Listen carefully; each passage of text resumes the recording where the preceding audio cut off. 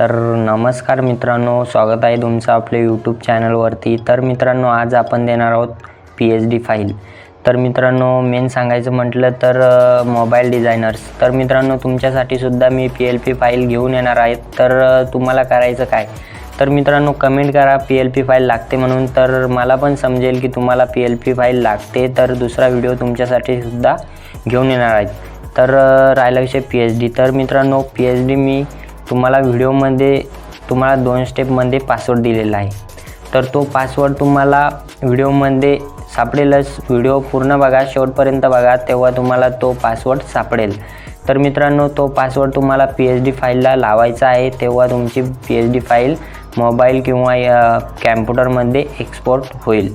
तर चला, तर आपण व्हिडिओला स्टार्ट करूयात।